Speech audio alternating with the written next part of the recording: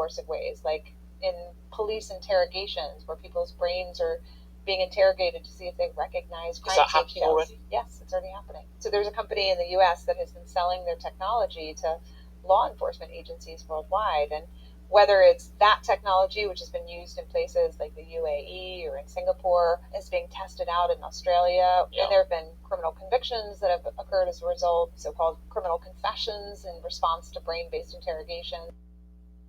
What happens is there's a program that has different data sets for interrogation, data sets for psychology, data set for forensic psychology, and all those different data sets are in the program. And then you have generative AI. And what happens is in the person's brain, they'll hear a whole bunch of different scenarios or different random questions, and based off of their response, either through facial, or if they focus on that particular sentence, or if they talk to themselves about that particular situation, then a next question will be generated by AI. And the thing about it is, no one else is in the room, and the person isn't realizing sometimes that they're actually talking to themselves. So, guess what? They just got a confession. You also have interrogation at high tech surveillance companies as well, the ones that have spy masters. And so they do things more outside of the box. And for instance, let's say there's some type of suspect or something like that. They put something on the suspect and they don't know about it. And they go to a person's house, which they really don't know is actually an informant. And so the informant asks the person a whole bunch of questions, and the informant is wired, of course. And inside the particular location,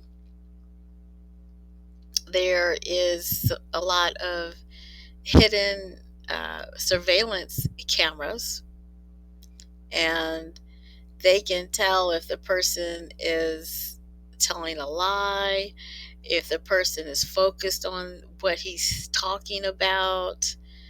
Uh, so the confidence score will be between 1 and 10. Like, yes, this person is 100% focused on what they are saying, and you can get a baseline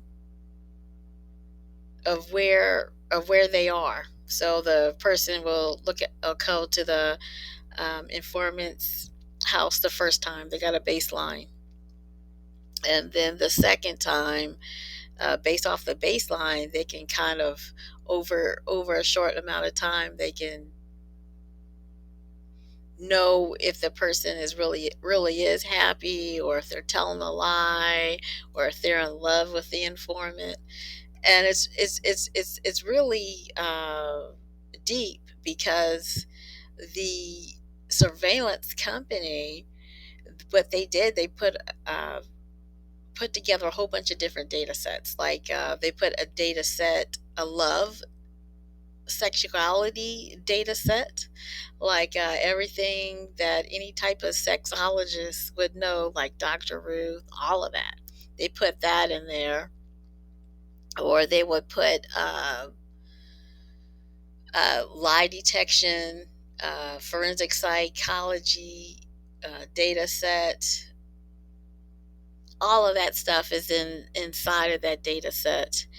And the generative AI can also come up with a certain type of sentence based off of all the data that they're analyzing from the suspect through brainwaves. And then they can tell the informant what to ask the person, all of that. And based off of what the person says, all of it's taped. So it's very interesting. But everybody have a great day.